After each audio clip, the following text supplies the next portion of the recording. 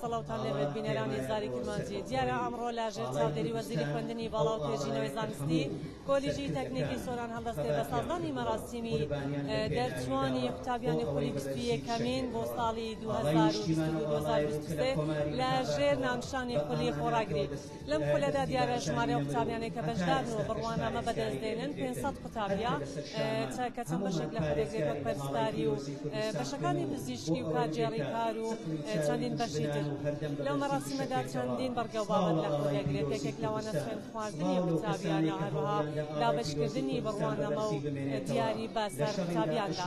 ئەو دیمەنانەی دەیبینن کە میوانەکانیایدا ئامادەن بەرپرسانی حیزبی و حکومی و خزم و کەسی قوتابیان و کەسبکاری قوتابیان و هەروەها بەرپرسان و هەروەها ئامادەبوونی سەرپەرشتیاری ئیدارەی سەربەخۆی سۆران کە لێرە ئامادەیە بۆ بەڕێوەبردنی ئەو مەراسیمە.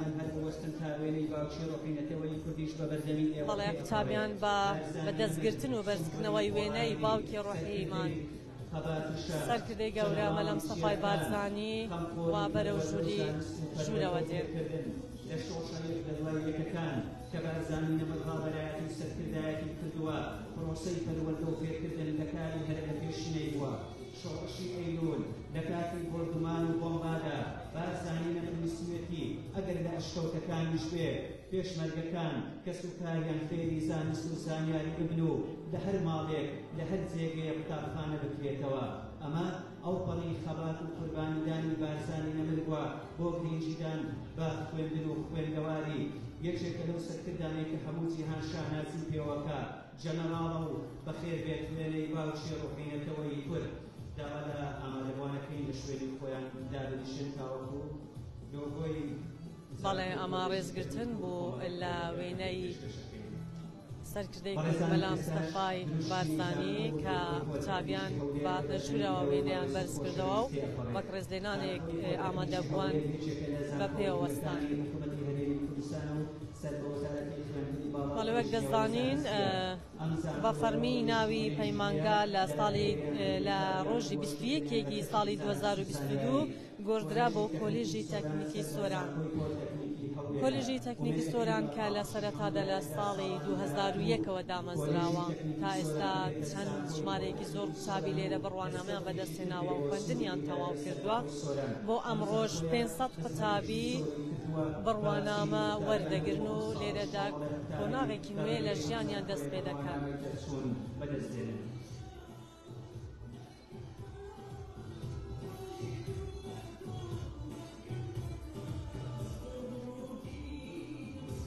ئاڵا و دوشمەکانی زانکۆی کۆلێژی پۆلتەکنیکی سۆران بادە لە ژوورەوە کە هەرێکیان گزارشتە لە بەشێک. کۆلێژی تەکنیکی سۆران خۆی ببینێتەوە لە 6 بەش کە هەندێکە لە بەشی ئایتی، ژمێریاری، کارژێڕیکار، بەشی پەرستاری، ئافرەتان، شیکاری نەخۆشیەکان. ئەم ئاڵایانە بەڵێ بەشەکانی ئەم کۆلیژە پێکدێن لە بەشی ئایتی، بەشی ژمێریاری، بەشی کارژێڕیکار، هەروەها بەشی پەرستاری، بەشی ئافرەتان و بەشی شیکاری. قوتابیانی خۆشەویست هەوڵی داوە ئاستی زانست و زانیاری دایداری سۆران بەشە پێکاتن. قوتابیەکانی دەرچۆکانی توانیان بۆشایەکی میلاچی لە سنووری ئیداری سەربەخۆی سۆران و تەواوی ئێستاش بەشی تەکنەلۆژیای زانیاری لە کۆلیژی تەکنیکی سۆران قوتابیان دێنە ژوورەوە.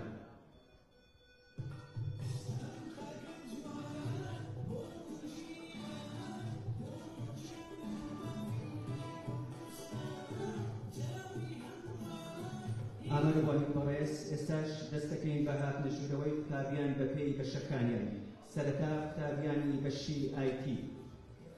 بەشی سیستەمی کۆمپیوتەر یەکێکە لەو دوو بەشەی کە لە سەرەتای دامەزراندنی کۆلێژی تەکنیکی سۆران لە ساڵی 2001 دامەزراوە بە ئامانجی دەرچوونی قوتابیان بە خواریەتێکی بەرز و ئامادەکردنیان بۆ خزمەتکردن لە هەموو بوارەکانی کۆمەلگا. ساڵی 2012 گۆڕانکاری لە بەشەکە کراوە بۆ مەسی خۆگونجاندن لەگەڵ پێشکەوتنەکانی تەکنۆلۆژیای سەردەموو بەشە گۆڕاوەکان بۆ تەکنۆلۆژیای زانیاری ئایتی. بۆ ساڵی خوێندنی 2012-2013 ئەم بەشە گرنگی زیاتری پێدراوە. هەرچی ئەم بەشە پشتبەستن بە ئامانجە کارژێڕیەکە و ئەکادمیەکانە. بەشی تەکنۆلۆژیای زانیاری سیستەمێکی پارێزراوە و باوەڕپێکراوە پشت دەکات لەژێر ڕۆشنایی چارەسەرکردنی تەکنۆلۆژیا و گەیاندنی باشترین خزمەتگوزاری بەکاربەرانی بۆ پشتگیریکردنی ئەو پەیامانە هەڵدەستن بە هاوبەشبوون لەگەڵ کۆمەڵگەیەکی تەکنیکی بۆ زیاتر تێگەیشتن لە تەکنۆلۆژیای زانیاری وەکو پێداویستەکان بۆ ساف و قوتابیان. ئێستاش لە کارنامەی کابینەی نوێی حکوومەتی هەرێمی کوردستان زیاتر گرنگی بە بەشی ئایتی ئەدوێت و دەرچوان جێگەیان ئەبێتەوە لە دامەزراندن و ڕەخساندنی هەلی کاردا. بۆیە کابینەی نوێی حکوومەتی هەرێمی کوردستان ئێوێت هەموو ئەو سیستەمە گرنگی زیاتر پێ بدات و بتوانێت سوود لە پسپۆڕی ئەو قوتابیە خۆشەویستانە وەربگرێت. پیرۆستان بێ ئەمڕۆژە کە ئەمڕۆ ڕۆژی دەرچوونتان و ڕۆژی وەرگرتنی بڕوانانەیە دوای 20 ساڵ خوێندن لە قۆناغەکانی خوێندندا لە هەوڵ و شەونخوونی.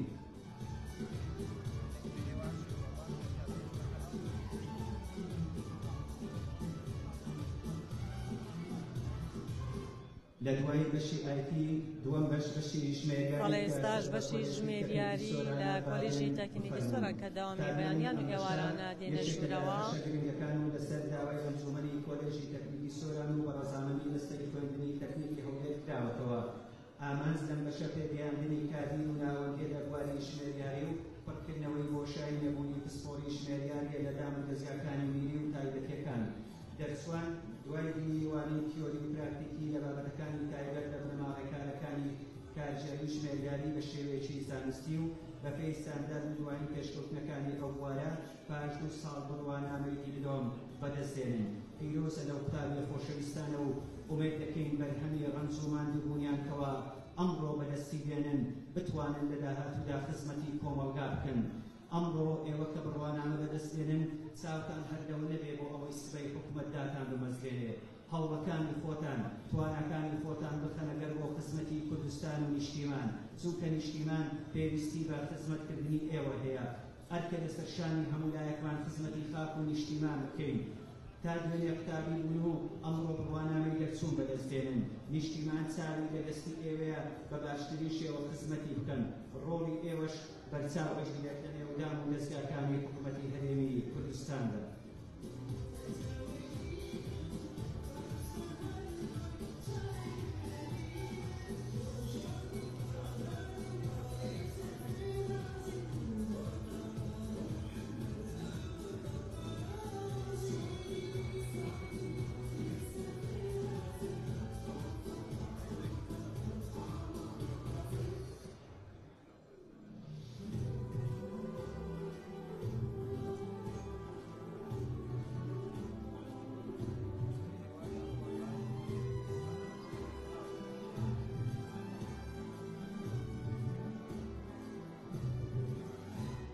میوانانی بەڕێزێستاش سێم بەشی کارژێڕی کار با بفەرمون و بێن لەبەردەنی ئێوەی بەڕێز و خۆشەویستە.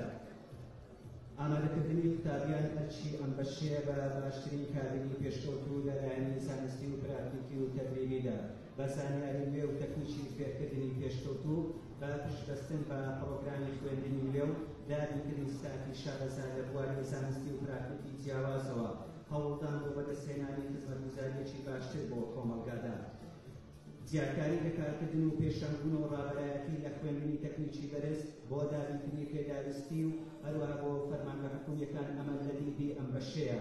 ئامانجیش لەڕای دروستکردنی کارکردنی تەکنیکی ناوەند بە ئاسێکی بەرز کە بتوانن لەگەڵ زانستی و سەردەمی ئەم بوارە وەک بازگەری و بەڕێوەبردن و خۆیان بگونجێنن بۆ پڕکردنەوەی پێداویستەکانی ژینگەی کار کەوا ژینگەی کاری ئێستا لەدام و دەستگاکان پێویستی بەم جۆرە پسپۆڕیە. بەڵێ گواستمان کرد لە ساڵی 2001ەوە بۆ یەکەم جار پەیمانگای تەکنیکی سۆران دامەزرا دواتر لە 21 ساڵی 2022 گۆڕدرا بۆ کۆلیژی تەکنیکی سۆران کە ئێستا 6 بەش لە خۆی دەگرێت ئەوەیانەی دێنە ژوورەوە بەشی کارگێڕی کارن کە سێیەم بەش بووناتنە ژوورەوە برن چوارەم بەش ئێستا بەشی پەرستاریەوە دێتە ژوورەوە 6 بەشە کە بە بەشە پەرستاریەکان و پزیشکیەکانەوە بەردەوانی ئێوە لە پرۆسەی خوێندن. ئێمە ئەو گەلەی کارگەرێکی زیندوی گرنگی بە پرۆسەی بەروەتە و فێرکردن ئەدەین و لە هەر باری ئێمە ئەم پرۆسەیە پشتگوێ ناکەین و نایبەستێنین. هیچ دژبنونەیانێک ناتوانێت گەلی کورد لە هەوڵدان و پێشکەوتن و سانیاری بوەستێنێتن چونکە ئەمە لە کارنامەی کابینەی نوێنی حکوومەتی هەرێمی کوردستان بەسەر پەرشتی ڕێزدار مەسرور بارزانی بە تەواوی ڕەنجی داوەتەوە. بۆ ئەم ساڵیش زۆرێک لە دەرچوان لە تەواوی زانکۆ و کۆلێژەکان لە کوردستان ئاهەنگی دەرچوونیان بۆ ڕێکخراوە. ئەوەی پشیبینن ئەمڕۆ مەڕاستینی 21مین خولی دەرچوانی کۆلێژی تەکنیکی سۆرانە لە ژێردانی خولی خۆراگری بۆیە ئەبێ قوتابیان خۆراگری پش و درێژ بن بۆ ئەوەی بە خەون و هیواکانیان لەگەل و بتوانن خزمەتی نیشتیمان بکەن. زۆربەی قوتابی دیارە پشتی کارجێڕەکانێکی لە وشانێکە هەردەمی واسی قوتابیان لەسەرە. بۆ ئەم ساڵیش کۆلێژی تەکنیکی سۆران باوشی بۆ قوتابیانی تازەوە گیراو کردوێتەوە بۆ ئەوەی بتوانن بەرچەی زانست و زانیاری پێیان بگەین و خزمەتیان بکەن و ئامادەیان بکەن بۆ کۆمەڵگە.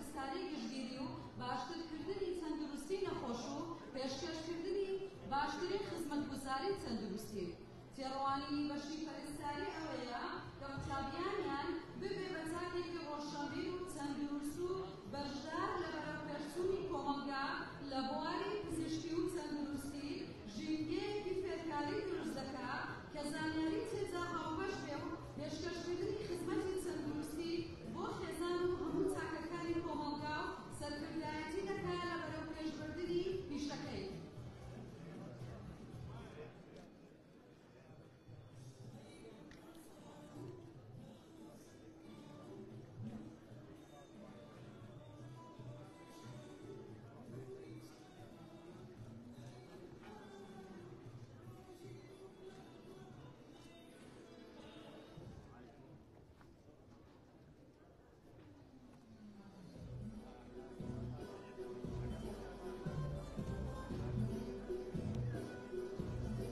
بەڵێ وەک دەزانن ئەمە ڕاستیمە چەندین بڕگە و بابەت لە خۆ دەگرێت کە تیایدا دوای هاتنی قوتابیان و بەشێک لە بڕگانە ڕاگری کۆلیژی تەکنیکی سۆران مامۆستا پاکستان وتارێک پێشکەش دەکات دواتر وتاری سەرۆکی زانکۆی پۆلیتەکنیکی هەولێر کە لەلایەن یاریدەدەری پرۆفسۆر دکتۆر ئیدریس تایر هەرکی دەخوێنرێتەوە.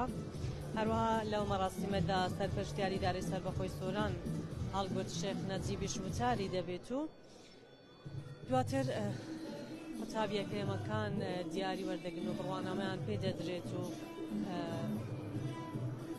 چەندین بەرگە و بابەتی تر هەروە سوێندی یاسایی دەخۆن قوتابیانەوە. هەر لەو مەڕاستیمەشدا ڤیدیۆیەک ئامادەکراوە لەسەر کۆلیژی تەکنیکی سۆران کە دواتر پیشان دەدرێت و ئامادەبووان بینەری دەبن.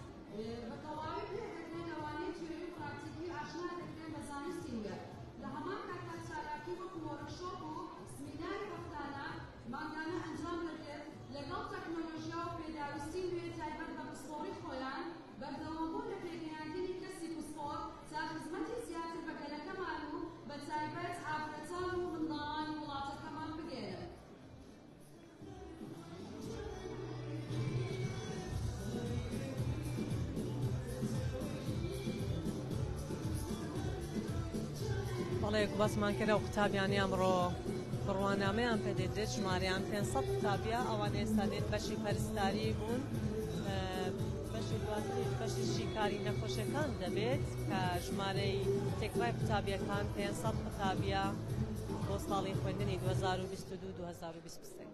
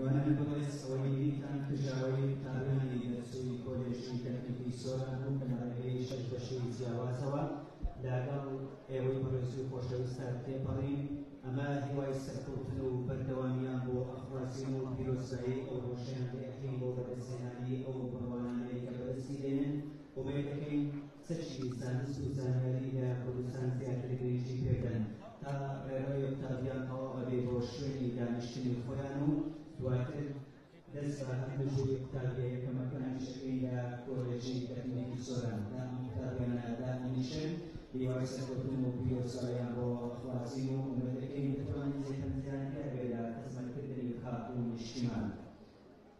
وەرزان ئێستاش کاری هاتووەوەی قوتابیە یەکەمەکانی کۆلێژی تەکنیکی سۆران. بەڵێ ئەو قوتابیان ئێستا دێنەوە ژوورەوە قوتابیانن کە توانیانە پلەی یەکەم بەدەست بێنن لە ئاستی کۆلیژەکەیان بۆ ساڵی خوێندنی ساڵی 2022-2023 بۆ هیوان بتوانن ئایدەیەکی گەشتر بۆ خانەدابین بکەن بگەنەوە ئامانجەی کە هەڵمیان پێوە بینیوە. سەربەرزن قوتابیە یەکەمەکان شایستەی ڕێزن ئێوە بوو شەو نخۆنیتان کرد و بەدووشی پێویستەکانتان ئاڵای پیرۆزی کوردستانتان نەشاند و ساوی دوژمنانی کورد و کوردستانتان شێکرد بە سرای زانست شەوەتاریکەکانتان ڕووناکردەوە.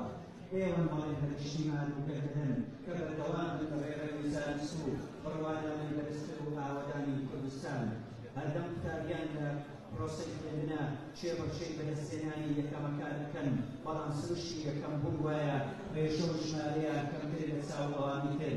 لەکەم ژمارەی قوتابیانی دەرچوونی ئەو 500 دەرچووە ئەمانە 12 قوتابی یەکەمەکانی سەربەشی کۆنان بوون لە خوێندنی بەیانیان و ئێواران.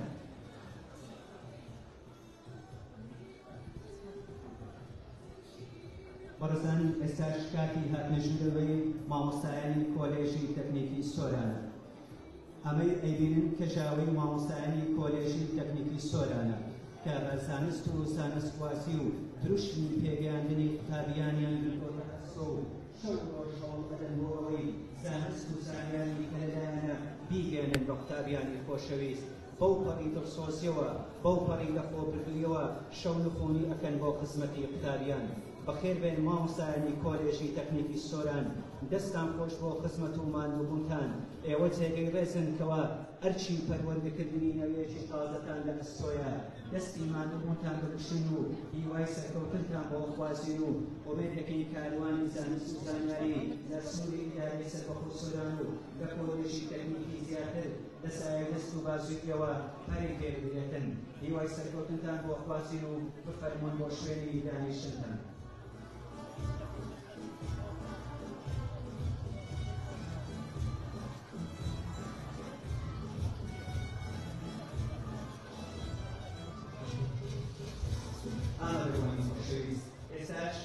ساتی هاتنی ئەنجومەنی کۆلێژی تەکنیکی سۆران. وەرزان ئەمەش کەژاوەی ئەنجومەنی کۆلێژی تەکنیکی سۆرانە کە پێکەی داڕاگر و سەرۆکبەشەکانی کۆلێژی تەکنیکی سۆران. ئەمانە دڵسۆزان و خۆنەویستانە هەوڵ ئەدەن بۆ بەرەو پێشبردننی ئاستی زانست و زانیاری لە کۆلێژی تەکنیکی سۆران. شەو و ڕۆژ لە خزمەتی قوتابیانن بەیەکەوە ڕێزیان دەگرین و بە خێراتنیان دەگرین بۆ سەرسەیش دەستی ماندووبوونیان دەکشین و ئومێد دەکەین هەمیشە لە خزمەتی قوتابیان بەردەوام بن. بە هەبوونی ئەمانە سرای زانست زیاتر دەگەشێتەوە و ڕووناکیی ئەم سرایە زیاتر دەبێت. ئەمانە ئەنجومەنی کۆلێژی تەکنیکی سۆرانن با بفەرمون بۆ شوێنی دانیشتنیان.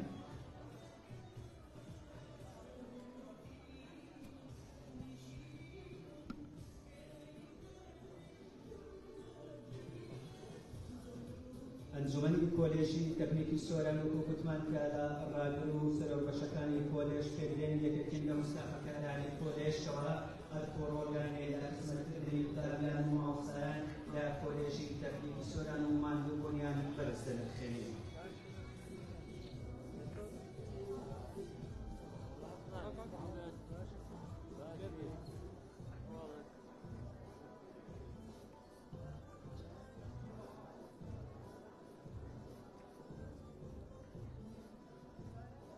فەرمون دانیشن قوتابیان و مامۆستایان و ستافی کۆلێژ میوانن بەڕێز جوانترین دەستپێک بۆ ئەو ئاهەنگ و مەراسیمە کە 21 خولی دەتوانێت قوتابیانی کۆلێژی تەکنیکی سۆرانە وەستان و ڕێزگرتنە لە ژیانی پاشی شەهیدان. ئەو شەهیدانی خوێن خۆیان بەخشیوە لە پێناوی سەربەرزی کورد و کوردستان بۆ ئەوەی قوتابیان لە کەشێکی ئارام و ئازادا وانەکانی خۆیان بخوێنن بۆ ڕێزگرتن لە ژیانی پاچی شەهیدان و سەروەری شەهیدان باوکی کوربارزانی نەبر و کاکەی ئیدریسی هەمیشە زیندوو لەگەڵ مارشی نەتەوەی عێراقی دەوەستین.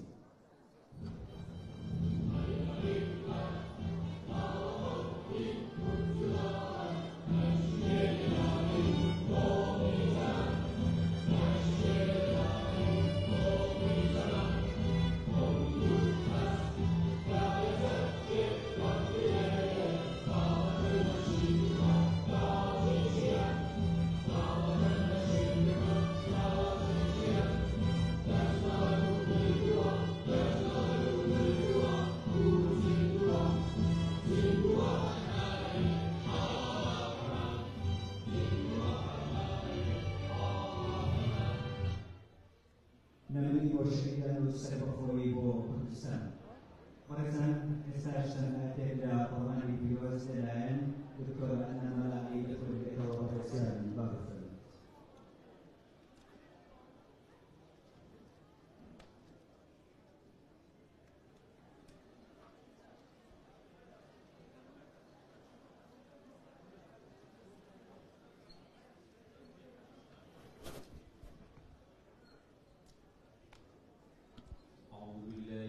الشيطان الرجيم. بسم الله الرحمن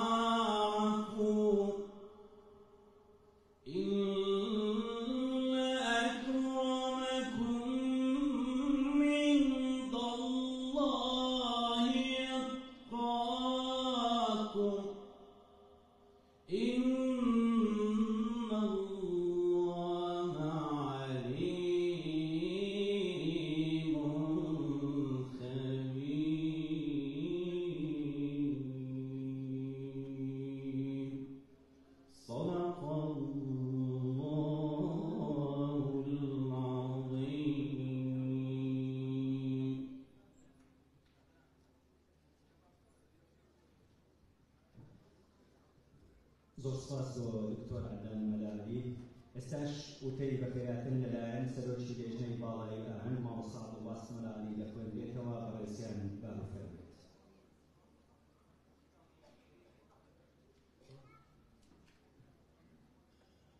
بسم الله الرحمن الرحيم. يرفع الله الذين آمنوا منكم والذين أوتوا العلم درجات.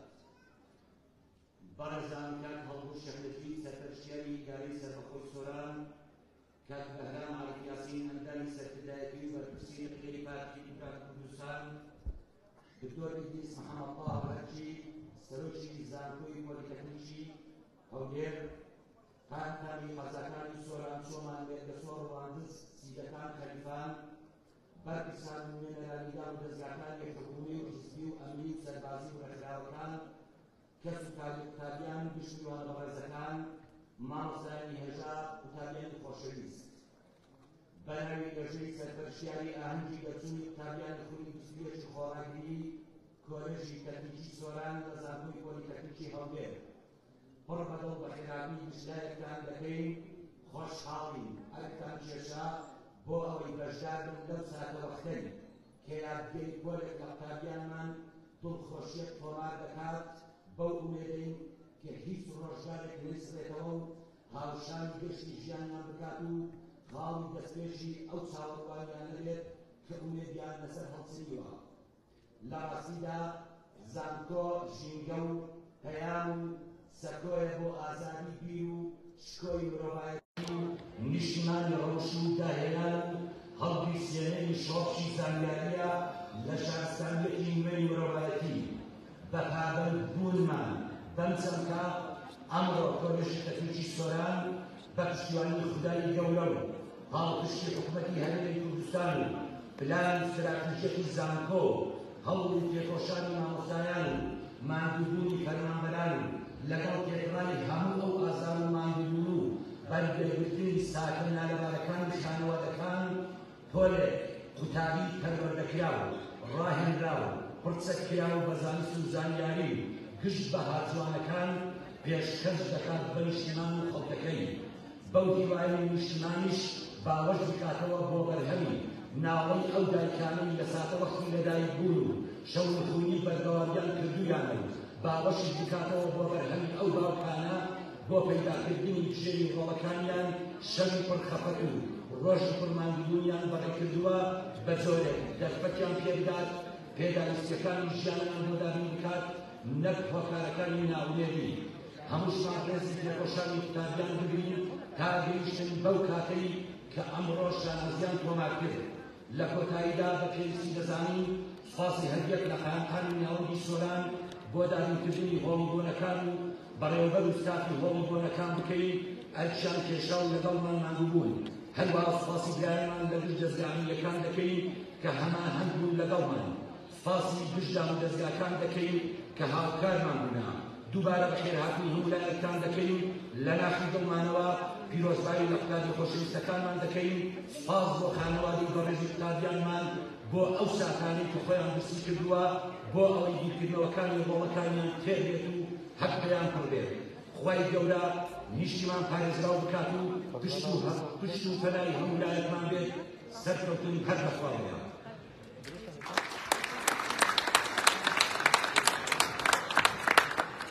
وەرزانی سەرشوکاری ڕاگری کۆلێژی تەکنیکی سۆران لەلایەن مامۆستا پاکستان حەمەد ئەمین یوسف دەکوژرێتەوە با بفەرمێت.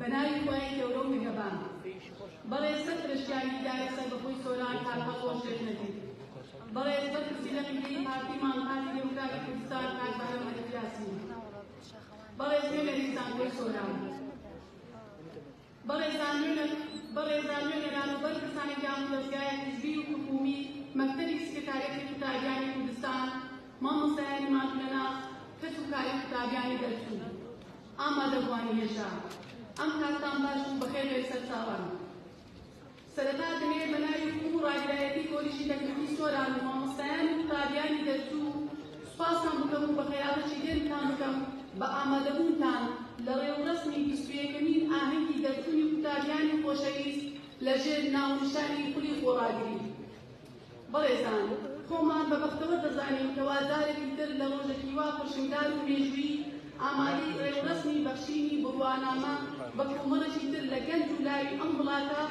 دوایە ماندووبوون و شەونخۆنی زۆر بەچەکی زانست و سەردەم لە پسپۆری زۆر و زۆر کە لە بەردەم ئێوەی ئەزیز پێشکەشیان دەکەین لە ناخی دڵمەوە پیرۆزبایی ئاراسەی دەرچوانی خۆشەویست و خانوادە بەڕێزەکانیان دەکەم ئامادەبوانی هێژا کۆلیژی تەکنیکی سۆران لە 6 بەش تێکدێت لە بەیانیان و ئێواران کە لەم پولا زیاتر لە 500 قوتابی بڕوانامەی دەرچوونی پێدەبەخشرێت لە بەشەکانی جیاواز و لە 20 پولی ڕابردوو زیاتر لە 8,000 قوتابی بڕوانامەی دەرچوونی پێبەخشاوە کە بەشی زۆریان لە دام و دەستگایەکانی سنووری ئیداری سۆران و شوێنەکانی تری هەرێمی کوردستان بۆ شایەکانی بازاڕی کاریان کردوێتەوە. بەڕێزان میوانانی هێژا بێگومان کۆمەڵگەیەکی بەختەوەر و پێشکەوتوو تەنها بە پەروەردە و پێگەیاندنی تاکەکانیەوە بەندە ئەگەرچی بەردەوامیدان بە پرۆسەی پەروەردە و فێرکردن لەو هەلومەرجە سەختە داراییەی کە حکوومەتی فیدراڵ بۆ هەرێمەکەمانی دروست کردووە کارێکی ئاسان نییە بەڵام ئێمە وەکو بڕیارمان داوە پێشمەرگە ئاسا لە کار و ئەرکەکانمان بەردەوام دەبین و ڕوبەڕووی ئاساییدان دەبینەوە بۆ ئەوەی ڕەوڕەوی زانست نەوەستێت و بەردەوام بوو لێرەوە جێگۆیەکی سوپاسی حکوومەتی هەرێمی کوردستان بکەین کە سەرەڕای قایڕێنە داراییەکان بە بایەخەوە مامەڵە لەگەڵ بواری پەروەردەی کردووە بەردەوام هاوکارمان بووە ئێمەش لە لای خۆمان بەڵێن دووپار دەکەینەوە کە هەموو توانەکانمان بخەینەگەر و ئاڵای زانست بە بەرزی بهێڵینەوە هەروها لێرەدا دەمەوێت دەزانم سوپاسی لیژنەی باڵای ئامادەکاری گشت ئەندامان و بەڕێز قایمەکانی قەزای سۆران کاک مەجەد کوڕێ پارس وەستافی هۆڵی بۆنەکان وە گشت دام و دەستگای ئەمنی و تەندروستی بکەم کە هاوکارمان بوونا بۆ بەڕێوەچوونی ئەم ڕێوەڕسمان. لە کۆتاییدا جوانترین پیرۆزبایی لە خۆمان و تەواوی قوتابیانی دەرچوو و خانوادە ئەزیزەکان و ئەنجومەنی کۆلیژ و مامۆستایانی ماندوو لەناس بکەین. ئومێدوارم هەمیشە سەرکەوتوو بن لە هەموو بوارەکانی ژیان. هیوادارم هەمووتان لە پلەی بەرز و کاری شیاو بگرینەوە، هەر سەرکەوتوو بن بۆ خزمەتی گەل و نیشتیمان و کوردستانی خۆشەویست. زۆر سپاس.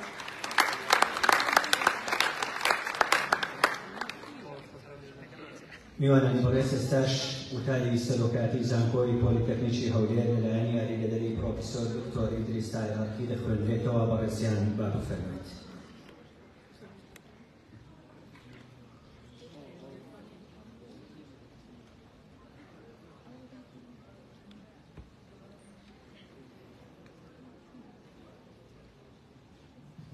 بەناوی یەزدانی پاک و بێگەر بەڕێزان مامۆستا هەرگورد بەرپرسی ئیدارەی سۆران، مامۆستا بەهرام بەرپرسی لە قەیدەی پارتی دیموکراتی کوردستان، بەڕێز نێچیروان سکرتێری یەکێتی قوتابیانی کوردستان، بەرپرسە ئیداری و حزبیەکان، میوانانی بەڕێز هەموو لایەکان بەخێر بێن. دڵخۆشتان کردین ئەمڕۆ لەگەڵمان لە مەراسیمی دەرچوونی 21مینی کۆلێژی تەکنیکی سۆران ئامادە بوون. قوتابیانی خۆشەویست، دەرچوانی لەدلاشیلین، خانەوادەی دەرچوان، مامۆستایانی خۆڕاگر و دلسۆز، خۆشحاڵ و شادمانی بە دەرچوونی پۆلێکی دیکە لە قوتابیانی کۆلێج و پەیمانگاکانی زانکۆکەمان. بەبوونەوە جوانترین پیرۆزبایی لە خۆمان و تەواوی ئەندامانی ئەنجومەنی زانکۆ و ئەنجومەنی کۆلێژ و بەشە زانکۆکیەکان و یەکەی دەرچوان و خانەوادەکانیان و مامۆستایانی ماندوو لەناز دەکەین. لە هەمان کاتدا پیرۆزبایی لە جەنابی ڕێزدار مەسرور بارزانی سەرۆکی حکومەتی هەرێمی کوردستان و وەزارەتی خوێندنی باڵا و توێژینەوەی زانستی دەکەین و هیوای ئایندەیەکی گەشت و خرچنگاتان بۆ دەخوازین. بەڕێزان، هەروەکو چۆن زانکۆکان ئەرکیان تێگەیاندن و فێرکردنی دەرچوونی قوتابیانە بە پێشخستنی توانا و کارەمەیی دەرچوەکانیان، ئاواز پێویستە ئەو پەیوەندیە لە نێو حەرەمی زانکۆ لەگەڵ قوتابیاندا هەیبووە، ئەوە ئەو ڕایەلەیە نەبچڕێنێت و بەردەوام بێت بۆ ڕاهێنان و ڕەخساندنی هەلی کار بۆیان. لەو چوارچێوەیەدا بە هەنگاونان بۆ ڕەخساندنی دەرفەتی کار بۆ دەرچوانمان بایەخێکی تایبەتمان بە بەڕێوەبەراتی سەنتەری گەشەپێدانی کار داوا لە ناو زانکۆماندا و بۆ ئەم ساڵ ژمارەیەک یادداشتی تێگەیشتنمان لەگەڵ کۆمپانیایەکانی کەرتی تایبەت و ڕێکخراوە ناوخۆیی و جیهانیەکان واژۆ کردووە. نازبێت ئەوە لەبیر بکەین زانکۆی پۆلیتەکنیکی هەولێر وەکو زانکۆیەکی پێشەنگ لەسەر ئاستی هەرێمی کوردستان لە پێناو بایەقدان بە توێژی قوتابیان و زەمینەسازی و ژینگەیەکی شیاوی خوێندن بە ئاوێتەکردنی چالاکیە پێکخۆشی و ڕۆشنبیریەکان بۆ یەکەم جار لەسەر ئاستی زانکۆکانی کوردستان سەنتەری قوتابیانی کردوێتەوە کە دەبێتە ناوەندێکی گرنگی زانستی و معرفی بۆ قوتابیان کە تیایدا دەتوانن چالاکیە هونەری و ڕۆشنبیریەکانی خۆیان تێدا ئەنجام بدەن. لەپاڵ ئەوەشدا کار بۆ دروستکردنی یاریگای تایبەتمەند بۆ چالاکیە وەرزشەکان کراوە تا قوتابیان بەهرە بە وەرزشەکانی خۆیان ممارەسە بکەن. خۆشەویستان، لە دوای دەست بەکاربوونمان وەکو سەرۆکی زانکۆ بە هاوکاری ئەو تیمە ئەکادمی و کارگێرە دەستۆزە نەخشە ڕێگایەکی استراتیژی دانیشتووە بۆ بەرەو پێشبردننی زانکۆ لە بواری زانستی کارگێڕی دارایی و بنیانانی ژێرخانێکی ئەکادمی بکەوە. لەو ڕوانگەشەوە بە خۆگونجاندن لەگەڵ بازاری کار ژمارەیەک بەشی زانستی نوێ لەسەر ئاستی کۆلێژ و پەیمانگاکان کراونەتەوە کە هەم دەرفەتی خوێندن دەرەخسێنێت و هەمیش گرنگی دەرفەتی کار دەدەین بۆ دەرچوارمان. هاوشانی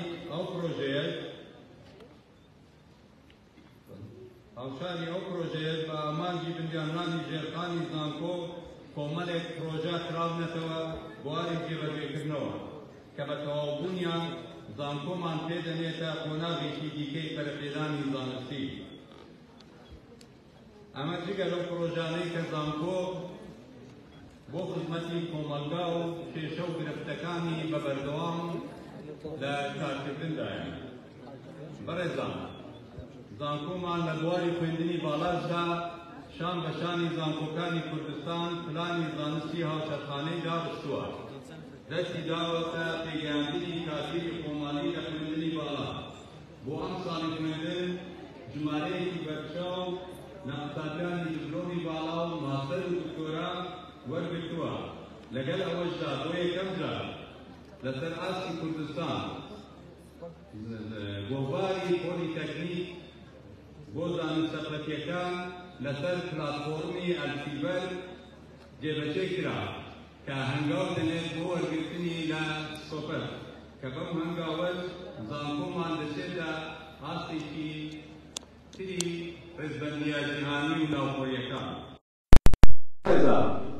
ئەو بۆنەیە بە دەرفەت دەزانم وەکو سەرۆکاتی زانکۆی پۆلیتەکنیکی هەولێر سوپاسی ڕێزا جەنابی مەسرور بارزانی سەرۆکوەزیرانی هەرێمی کوردستان بکەم کە ساڵی خوێندنی 2022-2023 سەرەڕای ئاستەنگە داراییەکە بەڵام بەردەوام بوو لە دابینکردنی پشتیوانی دارایی بۆ قوتابیان و زانکۆکانی هەرێمی کوردستان.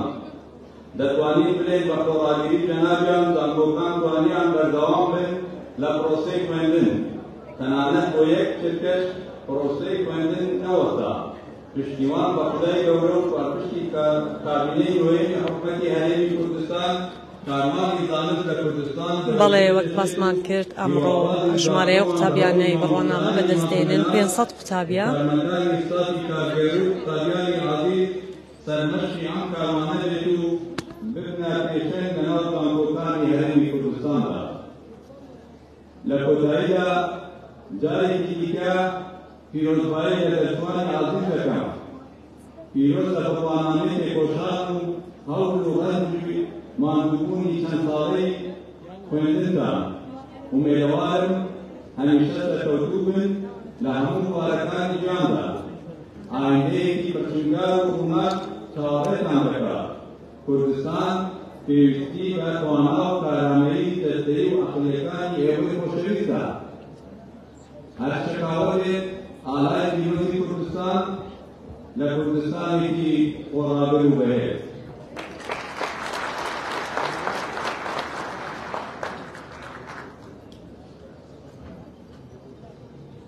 میوانانی بەڕێز ئامادەبواری خۆشەویست ئێستاش وتاری سەرپەرشتیاری ئیدارەی سەربەخۆسۆرە لەلایەن کاکە بۆ شەخمەتی دەخوێنرێتەوە بەڕێزیان بەڕێفرێت.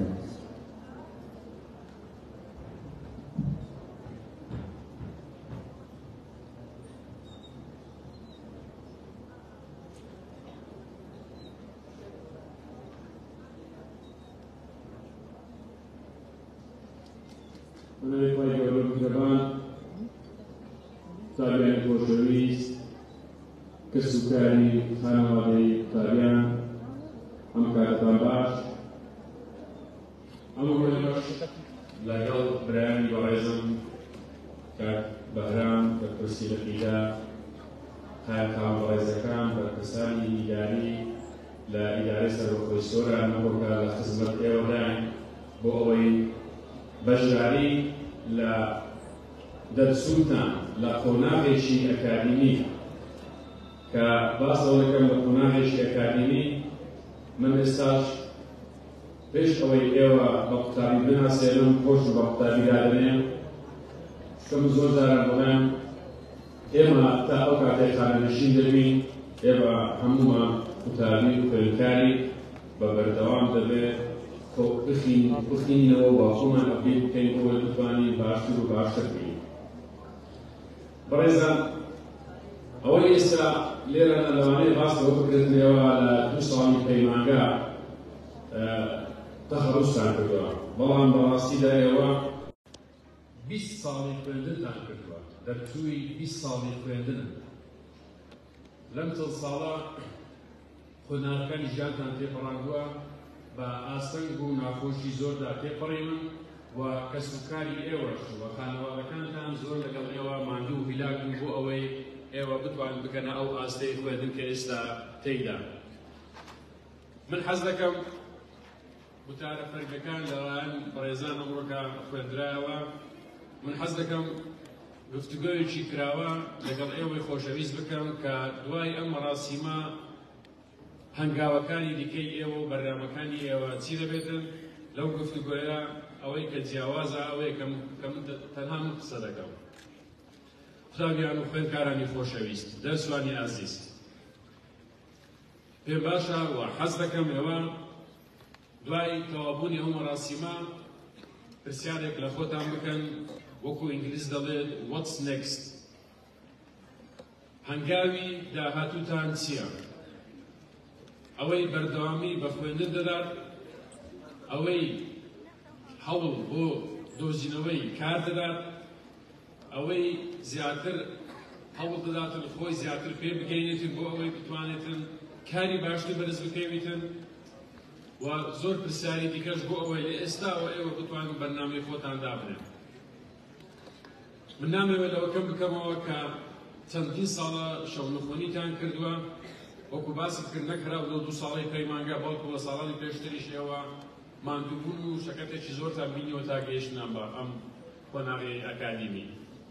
بەڵام کاروانی خەباتان هێشتان نەکردناوەستاوە، بەڵکو تازە دەست پێ دەکات. بۆیە داواکارەیەکی ئەکادیمیانە کە وەکو کەسێکی ئەکادیمی و وەکو کەسێک کە هەنگاوەکانی ئێوەمان بڕێوە داواتان لێ دەکەم دوای پشوێکی کورت هەفتەیەکە 2 هەفتەیە مانگێکە جارێکی کە دەست بە داڕێژنەوەی بەرنامەی خۆتان بکەن لە ژیانی داهاتووتاندا چۆن بەرنامەی خۆتان ڕێگرتنەوە. ئەوەی کە من دەمەوێت بێتان باز بکەم ئەوەیە کە بە هیچ شێوەیەک هەوڵ نەدەن کاتی فەراغتان نەبیتن. بە هەر شتێک ئێوە بتوانن خۆتان سەرقاڵ بکەن لەو بابەتانەی کە داهاتووتان باشتر دەکات. ئەو 2 ساڵێک کە لە پەیمانگا فێری بوونە چۆن دەتوانن زیاتر پەرێ پێ بدەن و چۆن دەتوانن زیاتر خۆتان دەوڵەمەند بکەن بە تەکنەلۆژیای نوێ، بە زبانی نوێ، بە زۆر بابەتی دیکە کە هاوکارتان دەبێت و پاڵپشتان دەبێتن بۆ ئەوەی بتوانن هەلی کارتان بۆ خۆتان بڕەخسێنن. خۆشەویستان دایک و باوکی ئێوە و خانەوادەی ئێوە ئەوەی لەسەر شانیان بوو ئەگەر بە زیادەوەش نیان کردبێتن زۆر هاوکار و پاڵپشتان بوونە تا ئێوە گەیشتنەوە خۆناغا. ئەرچی ئێوە ئەرچیوان لێرە تەقریبان خەریکە تەواو دەبێتن. زۆر بێم سەیرە زۆر جاران ئێمە لە ئیدارەش باوکێک یان دایکێک دێتن سیڤیەکی پێیە یان ناوی کوڕەکەی یان کچەکەی پێیە داوای دەکاتن کە کاری بۆ بدۆزنەوە. زۆر جاری واشە بووە ئەسڵ منداڵەکانی لەگەڵدا نەبووینە. بەڕێزان هەرچیوان زۆر قوڵس بووە و زۆریشیان کردی. ئێستا ئێوە نەک هەر دەبێ مشوری خۆتان بخۆن بەڵکو دەبێ ئیدایک و باوکشتان بخۆن. ئێستا کاتی ئەوە هاتووە ئێوە ئەو بەرپرسیارەتی هەڵبگرن. پرسیارێکی زۆر ئێستا لای هەمووتان دروست بووە چۆن ئەوە بکەین. بۆ نمونە ئەوانەی کە بەردەوامی بە خوێندەکانیان دەنن و ئەوە تەواو دەکەونەوە سەر ڕێڕەوی خوێندن و زانشکە قۆناغەکانی پێی خوێندن تەواو دەکەن. بۆ ئەوانەی کە دەیانەوێ هەڵی کار بۆیان بڕەخسێتن، ئێمە وەکو حکوومەتی هەرێمی کوردستان یان وەکو ئیدارە چۆن دەتوانین هاوکار و پاڵپشتان بین بۆ ئێوە بتوانن هەڵی کار بەدەست بێنن. کابینەی نوێمی حکوومەتی هەرێمی کوردستان و تایبەتی سەرۆکی حکوومەتی هەرێمی کوردستان وێزدار مەسعود بارزانی لەم ڕوانگەیەوە کاری جددی لەسەرەوە کردووە کە هەوڵ بدرێتن ڕێژەی هەڵی کار زیاد بکرێت و بەرز بکرێتەوە و کۆمپانیاکان و وەبەرهێنەران زیاتر لە کوردستان وەبەرهێنەر بکەن کەشێکی وا بڕەسێتن کە بتوانین پڕۆژەی استراتیجی گەورە لێرانە جێبەجێ بکەین بۆ ئەوەی بتوانین گەنجانمان سوودە و بەڵانە وەربگرن و هەڵی کاریان بۆ بڕەخسێت.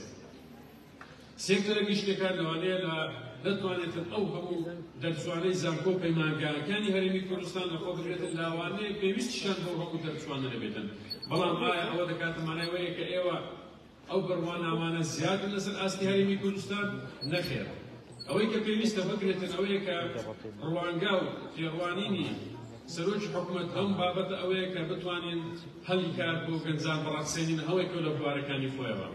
ئێمە لە ئیدارەی سەربەخۆی سۆران کاری زیدی لەسەر ئەو بابەتەمان کردو و کاری زیدیشی لەسەر دەکەین بۆ ئەوەی بتوانین دەستی وەبەرهێنەر بۆ ئەو ناوچەیە ڕابکێشین و پرۆژەکانی استراتیجی لێرانە بێخی لە بواری جێبەجێکردن لە هەموو کەرتەکان بە تایبەتی ناوچەی سۆران کە ناوچەیەکی گەشتیاریان ناوچەیەکی بازرگانیان بتوانین سوود لەو دەرفەتە وەربگرین دەواازەکانی لەسەر هەردوو وڵاتی تورکیا و ئێرانە لەوانەیە پرسیارێکی زۆر لای گەنجان دروست ببێتن بڵێن ئەگەر ئێمە لە شوێنە استراتیجیک گرنگەین بۆ دەبێت گەنجانی ئێمە لە شوێنەکانی دیکە بە دوای هەڵی کاردا بگەڕێن کە پرسیارێکی زۆر لە جێخۆیەتی.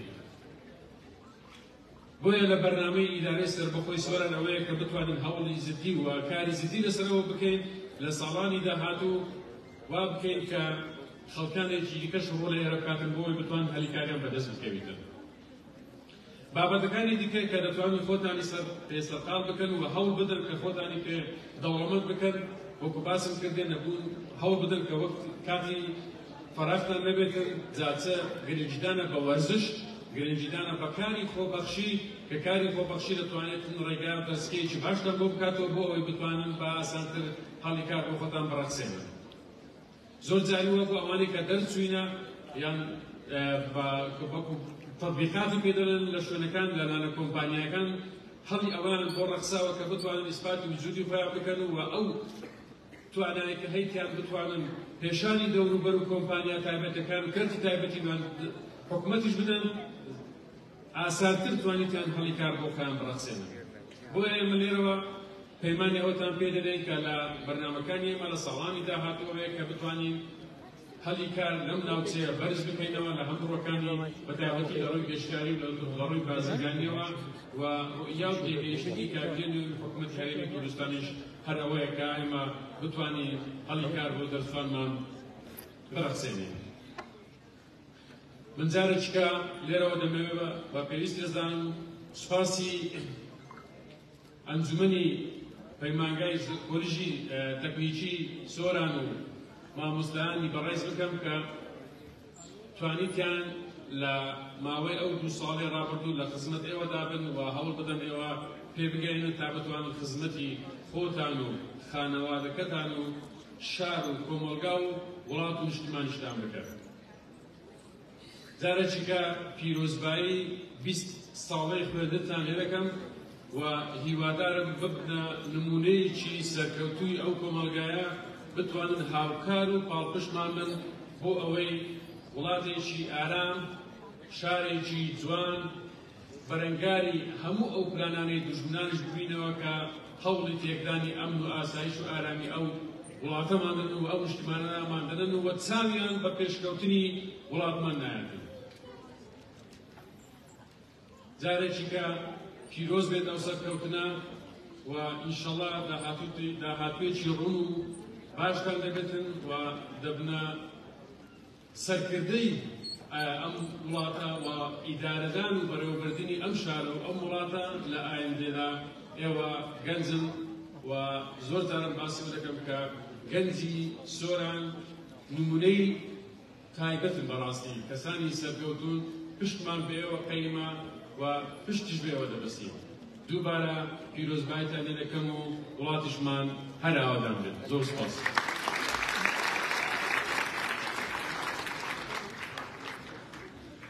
بەڕێزان ئێستاش وتاری قوتابیانی دەرچوومان هەیە لەلایەن کاک شۆڕش میران لە پرسی دەقی سۆرانیەکی قوتابیانی کوردستان دەخوێندرێتەوە با بفەرمێت.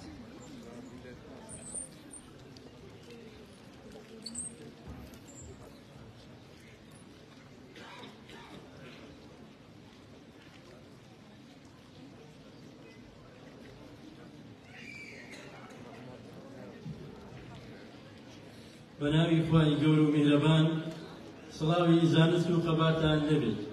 ئازیزان بە بۆنەی دەرچوونی بۆ لە قوتابیانی کۆلێژی تەکنیکی سۆران پڕ بە دڵ پیرۆزبایی لە قوتابیان و دایک و باوک و خانەوادەکانیان دەکەین و بە گەرمی دەستی میهرەبانیەکە بە یەکەی مامۆستایانیان دەگۆشین. خۆشەویستان، قوتابیان بە مەبەستی گەیشتن بە زانست و زانیاری لەژێر دەستی مامۆستایانی بە ئەزموون بە پشتگیری خانەوادەکانیان لە سەرەتەکانی تەمەنی خۆیان دەگرنەوە تا لە داهاتوودا ببنە چرایەکی ڕووناکی بەخش بۆ وڵاتەکەیان. ئێمەش وەکو یەکێتی قوتابیانی کوردستان زۆر بەختیار و سەرفیرازین کە لە ماوەی 2 ساڵی خوێندندا بەسەرکەوتووانە و دڵنیاتان دەکەینەوە ئەم بڕوانامەیە بۆ خزمەتی کۆمەلگا بەکاری دێنین، چونکە ئەوە باش دەزانین و بۆ هەموو لایەکیش ڕوونە کە قوتابیان دواڕۆژی کۆمەلگای خۆیان بەدەستە و دوجار ئەوان کە کۆمەلگا دەبن بەڕێوە و ڕووناکی دەبەخشن بە ژیان. قوتابیانی هێژە، دەمەوێت لێرەدا بەنوێنەراتی هەمووتان سوپاس و پێزانینی خۆمان بۆ ڕاگرایەتی کۆلیژ و یەکە بە یەکەی مامۆستایان و لیژنەی یەکێتی قوتابیانی کوردستان دەربڕین کە لە ماوەی 2 ساڵی خوێندندا بە بەردەوامی لە هەوڵ و کۆشش بوون لە بەرزکردنەوەی ئاستی زانست و ڕێگرتن لە کوژانەوەی مەشغەڵی زانست. بۆیە مامۆستایان هەمیشە بە تەنایی گەشت و ڕووناکی ئەمێننەوە لە مێژوونەتەوە کەماندا جێگای ڕێز و ستایشی کۆمەلگا دەبن.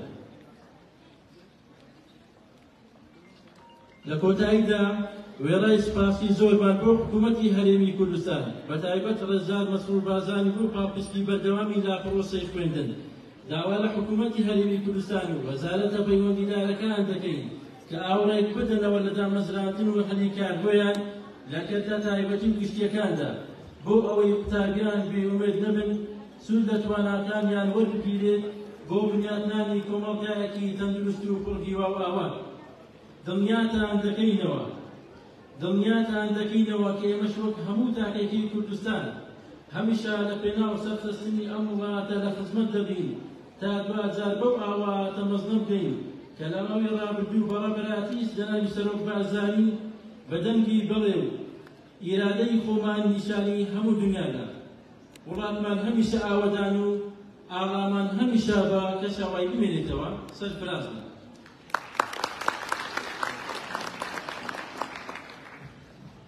میوانانی بەڕێز ئامادەبوانی هێژا ومێ دەکەین تۆستێک لەگەڵمان پشت درێژ بن بۆ ئەوەی بەرکەو بابەتەکانی 21ەمی خولی دەرچوان لە بەرچاوی ئێوە ببینرێت و چونکە قوتابیان دوای 20 ساڵ پشت درێژی تاوەکو بەو ڕۆژە گەیشتوونە و ئێمەش بتوانین ئەگەر بکاتە 2 کاتژمێریش لەگەڵیان بین و خۆشیەکانیان لەگەڵ بەش بکەین. ئێستا بەیەکەوە نمایشێکی ڤیدیۆ هەیە لەسەر کۆلێژی تەکنیکی سۆران بینەری دەبین.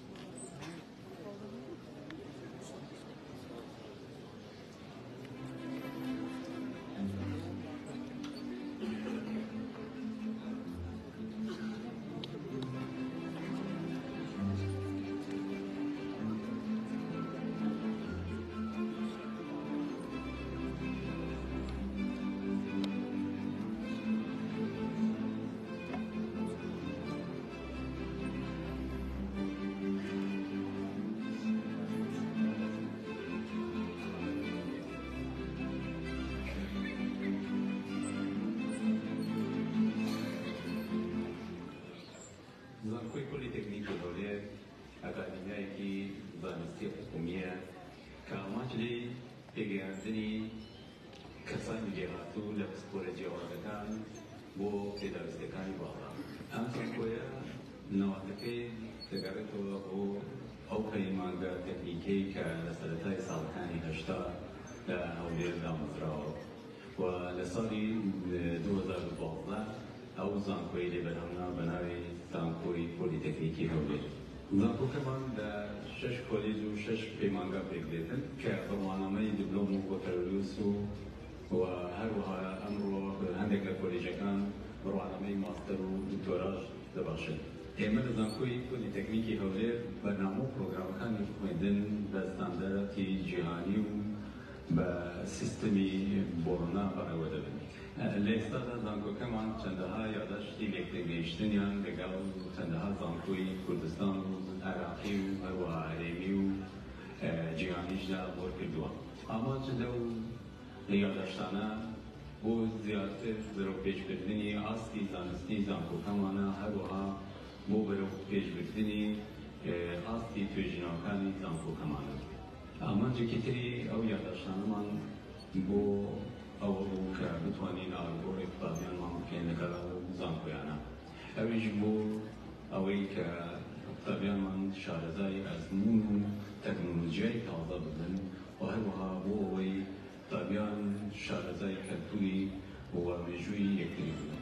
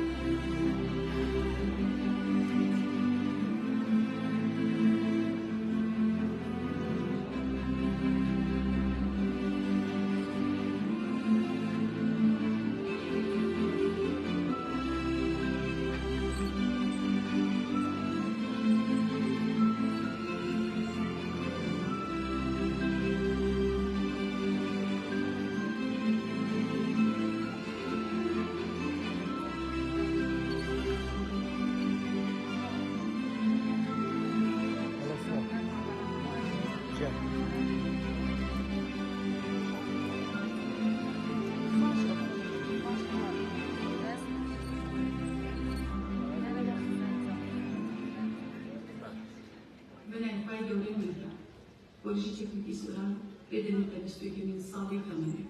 پۆلیشی تێکنیکی سۆران یەک لە پۆلیژەکانی بەسەر بەزانکۆی پۆلیتێکنیکی هەولێرە کە پێشتر بەدەستی خوێندنی تێکنیکی ناسراوە.